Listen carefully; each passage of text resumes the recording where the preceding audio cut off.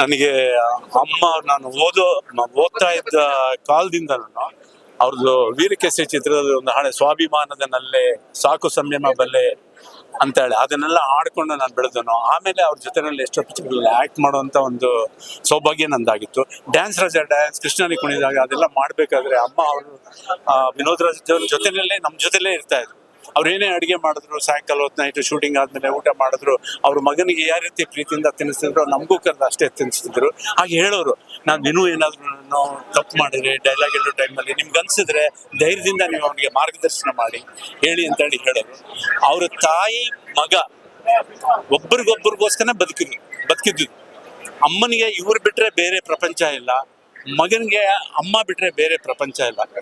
ಆ ಕಾಲದಲ್ಲಿ ರಾಜ ಮಹಾರಾಜರುಗಳು ತಮ್ಮ ತಾಯಿ ತಂದೆ ನೆನಪಿಗೋಸ್ಕರ ಈ ರೀತಿ ಮಂಟಪ ಕಟ್ಟಿಸಿ ದೇವಸ್ಥಾನ ಕಟ್ಟಿಸಿ ಮಾಡ್ತಿದ್ರಂತೆ. ಇವಾಗ ನಾನು ಈ ಯುಗದಲ್ಲಿ ನೋಡ್ತಾ ಇರೋದು ವಿನೋದ್ ರಾಜ್ರವರು ತನ್ನ ಅಮ್ಮನ ಹೆಸರು ಶಾಶ್ವತ ಇರಬೇಕು, ನಾನಿರ್ತೀನೋ ಇಲ್ವೋ ಅಮ್ಮನ ಹೆಸರು ಶಾಶ್ವತ ಆಗಿರ್ಬೇಕು ಅನ್ನೋ ಕಾರಣದಿಂದ ಈ ರೀತಿ ಒಂದು ದೇವಸ್ಥಾನ ಎಲ್ಲ ಕಟ್ಟಿಸಿ ಇಲ್ಲಿ ಎಷ್ಟೋ ಕೆಲಸ ಮಾಡಿದ್ದಾರೆ. ಅವರು ಒಂದು ಹಾಸ್ಪಿಟಲ್ ಕಟ್ಸಿದ್ದಾರೆ, ಸ್ಕೂಲ್ ಕಟ್ಸಿದ್ದಾರೆ, ಹಾಲಿನ ಕೇಂದ್ರ ಅಂತ ಅದನ್ನ ಇದು ಮಾಡಿದ್ದಾರೆ. ಇದು ವಿನೋದ್ ರಾಜ್ ಅವರು ಅವ್ರ ತಾಯಿಗೋಸ್ಕರ ಮಾಡಿದ ಒಂದು ದೊಡ್ಡ ಇದನ್ನೆಲ್ಲರೂ ಎಲ್ಲರೂ ಪ್ರಶಂಸೆ ಮಾಡಲೇಬೇಕು ಅಂತ ನಾನು ಹೇಳ್ತೀನಿ. ದೇವರವ್ರಿಗೆ ಆರೋಗ್ಯ ಐಶ್ವರ್ಯ ಕೊಡ್ಲಿ, ಅವ್ರನ್ನ ಸಂತೋಷವಾಗಿ ಇಟ್ಟಿರ್ಲಿ. ಹಾಗೇನೇ ತಾಯಿಯವರ ಆತ್ಮಕ್ಕೆ ಸಂತೋಷ ಸಿಗ್ಲಿ. ಇವತ್ತು ಅವರೆಲ್ಲಿದ್ರು ನೋಡಿ ಬಹಳ ಸಂತೋಷ ಪಟ್ಟಿರ್ತಾರೆ. ಜೀವಂತವಾಗಿದ್ದಾಗ ಅವ್ರು ಎಷ್ಟು ಸಂತೋಷ ಪಟ್ಟಿದ್ರು ಅದಕ್ಕೆ 10 ಪಟ್ಟು ಸಂತೋಷ ಪಟ್ಟಿದ್ದಾರೆ. ನಮ್ಗೆ ಅವ್ರಿಗೆ ಒಳ್ಳೇದು ಮಾಡಿದ್ರು. ನನಗೆ ಒಂದೇ ನೆನಪು ಘಟನೆ ಅಂತ ಹೇಳಿದ್ರೆ, ಡ್ಯಾನ್ಸ್ ನಲ್ಲಿ ನಾನು ತೆಳ್ಕೊಂಡು ಬರುವಾಗ ವಿನೋದ್ ರಾಜ್ ಬಂದು ನನ್ನ ಕಾಪಾಡಕ್ ಬರ್ತಾರೆ. ಎದುರುಗಡೆಯಿಂದ ಬಸ್ ಬರ್ತಾ ಇರ್ತದೆ. ಆ ಡೈ ಹೊಡೆದಾಗ ನಂದು ಟಾರ್ ರೋಡ್ಗೆ ಹೊಡೆದು ಮೂಗು ಹೊಡೆದೋಗಿತ್ತು. ಅವಾಗ ಇಮಿಡಿಯೇಟ್ ಆಗಿ ಅವರು ಅಲ್ಲೆಲ್ಲಿಂದ ತುಪ್ಪ ತರಿಸಿ ಅರಿಶಿನ ತರಿಸಿ ಅದನ್ನೇ ಪೇಸ್ಟ್ ಮಾಡಿ ಅಲ್ಲಿಟ್ಟು ಆ ಪೇನ್ ಕಿಲ್ಲರ್ ಅಂತ ಹೇಳಿ ಇಮಿಡಿಯೇಟ್ ಆಗಿ ದ್ವಾರಕೇಶ್ ಸರ್ ಅವ್ರು ಸೇರಿ ನನಗೆ ಹಾಸ್ಪಿಟ್ಲಿಗೆ ಕಳಿಸಿ ಟ್ರೀಟ್ಮೆಂಟ್ ಮಾಡಿಸಿ ಆ ಥರ ಭಾಳ. ಆಮೇಲೆ ಇದರಲ್ಲೂ ಅಷ್ಟೇ ಒಲವಿನ ಹುಡುಗರ ಮಾಡುವಾಗ ನಾನು ಕೋ-ಡೈರೆಕ್ಟ್ರು, ಅವರೆಲ್ಲ ಆ್ಯಕ್ಟ್ ಮಾಡ್ತಾ ಇದ್ರು. ನಾನು ಆ್ಯಕ್ಟ್ ಮಾಡ್ತಾ ಇದ್ದೆ, ಕೋ-ಡೈರೆಕ್ಟ್ರ್ ಬೇರೆ. ಅವ್ರು ಬಂದಾಗ ಏನೇ ಅವ್ರಿಗೆ ಪ್ರಾಬ್ಲಮ್ ಫಸ್ಟ್ ನನ್ನ ಕರೆದು ಹೇಳೋರು, ಅಮ್ಮ ಕೀರ್ತಿ ಈ ರೀತಿ ಇದೆ, ನಾನು ಸ್ವಲ್ಪ ಅರ್ಜೆಂಟ್ ಜಲ್ದಿ ಹೋಗ್ಬೇಕು, ಸ್ವಲ್ಪ ಇರಬೇಕು, ಬೆಳಿಗ್ಗೆ ಬೇಗ ಬಂದ್ಬಿಡ್ತೀನಿ ಅಂತ ಹೇಳಿ ಅಷ್ಟು ಎಲ್ಲೇ ಸಿಗ್ಲಿ ಅಷ್ಟು ಪ್ರೀತಿಯಿಂದ ನಮ್ಮನ್ನೆಲ್ಲ ನೋಡ್ಕೊಳ್ತಾ ಇದ್ರು. ಗ್ರೇಟ್ ಲೇಡಿ, ದೇವ್ರು ಒಳ್ಳೇದು ಮಾಡಿ. ಆಕಾಶ ಅಂತ ಅವರಿಂದ ಒಬ್ಬ ಲೆಜೆಂಡರಿ ಆಕ್ಟರ್ಸ್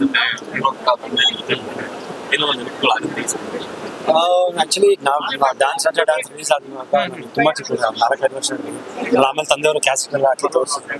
ಸಿನಿಮಾ ನೋಡಿದಾಗ ಒಂದು ಅದ್ಭುತವಾದ ಒಂದು ಕಾಂಬಿನೇಷನ್ ಮತ್ತೆ ತಂದೆಯವರು ಎಲ್ಲ ಖುಷಿ ಆಯ್ತು ಸಿನಿಮಾ ನೋಡಿದಾಗ. ಅಂಡ್ ಲೀಲಾವತಿ ಅಮ್ಮ ನಾನು ಆಕ್ಟರ್ ಆದಾಗ ಪಾಪ ನವಗ್ರಹ ಆದ್ಮೇಲೆ ಕರ್ಕೊಂಡ್ಬಂದ ಆಶೀರ್ವಾದ ತಗೊಂಬ ಮಾತಾಡ್ಸುವಂತ ಅವ್ರು ಒಂದೊಂದು ಹೇಳಿದ್ರು, ನಿಮ್ಮ ತಂದೆಯವ್ರ ತರ ನೀನೊಂದು ಒಳ್ಳೆ ಹೆಸರು ಮಾಡ್ಬೇಕು, ಕರ್ನಾಟಕ ಒಳ್ಳೆ ಕನ್ನಡ ಇಂಡಸ್ಟ್ರಿ ಒಳ್ಳೆ ಹೆಸರು ಮಾಡ್ಬೇಕು, ಒಂದು ಒಳ್ಳೆ ಹೀರೋ ಆಗ್ಬೇಕು ಅಂತ ಆಶೀರ್ವಾದ ಮಾಡಿದ್ರು. ಅದಾದ್ಮೇಲೆ ನಾವು ಮೀಟ್ ಮಾಡಿರ್ಲಿಲ್ಲ. ಅಂಡ್ ಇವಾಗ ಸ್ಮಾರಕ ಬಂದಿರೋದು ನಿಜವಾಗ್ಲೂ ವಿನೋದ್ ರಾಜ್ ಸರ್ಗೆ ಅಂದ್ರೆ ಒಂದು ತಂದೆ ಮತ್ತೆ ತಾಯಿ ಮತ್ತೆ ಅಮ್ಮ ಒಂದು ತಾಯಿ ಮತ್ತೆ ಮಗ ಇರೋ ಬಾಂಧವ್ಯ ಅಂದ್ರೆ ಇದು ಒಂದು ಸ್ಮಾರಕ ಮಾಡ್ಯಾರೆ, ಅದ್ಭುತವಾಗಿ ಮಾಡ್ಯಾರೆ.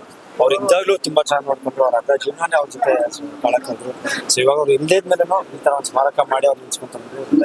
ಸರ್ ಬಿಗ್ ಬಾಸ್ ಸಾಕಷ್ಟು ಜಾಸ್ತಿ ಆಗಿದೆ, ಏನೇ ನಡೀತದೆ ಅಪ್ಕಮಿಂಗ್ ಪ್ರಾಜೆಕ್ಟ್ಗಳು ಏನ್ ನಡೀತಾ ಇದೆ? ಅಪ್ಕಮಿಂಗ್ ಪ್ರಾಜೆಕ್ಟ್ಸ್ ಇವಾಗ ತಲ್ವಾರ್ ರಿಲೀಸ್ ಇದೆ, ವಸುಂಧರಾದಲ್ಲಿ ರಿಲೀಸ್ ಮಾಡಿದ್ವಿ, ಸುಮಾರು ಸಿನಿಮಾ ರಿಲೀಸ್ ಇದೆ. ಆಮೇಲೆ ಜನರ ರೆಸ್ಪಾನ್ಸ್ ನೋಡಿದಾಗ ಬಹಳ ಖುಷಿ ಆಗ್ತದೆ. ಯಾಕಂದ್ರೆ ಒಳಗಿದ್ದಾಗ ಹೆಂಗಿರುತ್ತೆ ರೆಸ್ಪಾನ್ಸ್ ಆಚೆ ಬಂದ್ಮೇಲೆ ಅಂತ. ಸೊ ಜನ ನಾನು ಯಾವ ರೀತಿ ನಾನು ಆಚೆ ಕಡೆ ಇದ್ದೀನಿ ಬಿಗ್ ಬಾಸ್ ಮನೇಲಿ ಅದೇ ತರ ಇದೆ, ಅಷ್ಟೇ ಪೇಷನ್ಸ್ ಆಗಿದೆ.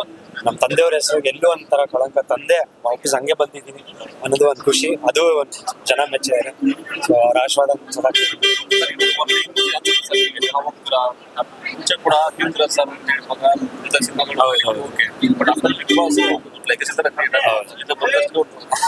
ತಾನಾಗಿ ಉಟ್ಕೊಳ್ಳುತ್ತೆ. ಇಲ್ಲ, ಒಂದು ಏನಂದ್ರೆ ಫಸ್ಟ್ ನಾನು ಇಂಡಸ್ಟ್ರಿ ಬಂದಾಗ ಕೀರ್ತಿರಾಜ್ ಅವ್ರ ಮಗ ಅಂತ ಬಂದಿತ್ತು, ಅದೊಂದು ನನಗೆ ತುಂಬಾ ಒಂದು ಹೆಮ್ಮೆ ಆಯ್ತು.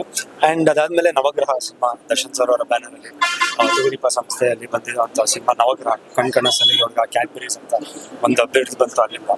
ಅದಾದ್ಮೇಲೆ ಒಂದು ಸೆಕೆಂಡ್ ಇನ್ನಿಂಗ್ಸ್ ಆಫ್ ಲೈಫ್ ಅಂದ್ರೆ ಐ ಥಿಂಕ್ ಬಿಗ್ ಬಾಸ್ ಇಂದ ಬಂದ್ಮೇಲೆ ಯಾವ ರೀತಿ ನವಗ್ರಹ ಸಕ್ಸಸ್ ಬಂತು ಅದೇ ತರ ನನಗೆ ಇದು ಎಲ್ಲೋ ಒಂದ್ ಕಡೆ ಒಂದು 50 ದಿನ ಸಿನಿಮಾ ಓಡ್ದಂಗೆ 100 ದಿನ ಸಿನಿಮಾ ಓಡಿದಷ್ಟು ಖುಷಿ ಆಗ್ತದೆ. ಸೊ ಐ ಥಿಂಕ್ ಒಂದು ಹೊಸ ಜರ್ನಿನೇ ಶುರು ಆಗುತ್ತೆ. ಚೆನ್ನಾಗಿ ಇಷ್ಟಪಟ್ಟು ಸ್ಟಾರ್ಟ್ ಆಗಿದೆ ಅಪ್ಪಾಜಿ ಬೇರೆ ಮತ್ತೆ ಸ್ಟೇಜ್ ಮೇಲೆ ಆಶೀರ್ವಾದ ಮಾಡಿಸಿ ಹೌದು. ಅಷ್ಟು ಓಡಾಡ್ತೀರಿ ಅಷ್ಟೇ ಎಲ್ಲರೂ ಗೊತ್ತಿರುತ್ತೆ ಗೊತ್ತಾಗುತ್ತೆ ಅಷ್ಟು ರೀಲ್ಸ್ ಆಗೋಗ್ತಿರುತ್ತೆ ನಿಮ್ಮ ಅವ್ರ ಬಗ್ಗೆ ಸ್ನೇಹಿತರ ಬಗ್ಗೆ ಪ್ರೀತಿಯ ಬಗ್ಗೆ ಇಲ್ಲ ಆಕ್ಚುಲಿ ಪ್ರೀತಿ ಇಲ್ಲ, ಇಟ್ಸ್ ಜಸ್ಟ್ ಫ್ರೆಂಡ್ಶಿಪ್, ತುಂಬಾ ಪ್ಯೂರ್ ಫ್ರೆಂಡ್ಶಿಪ್.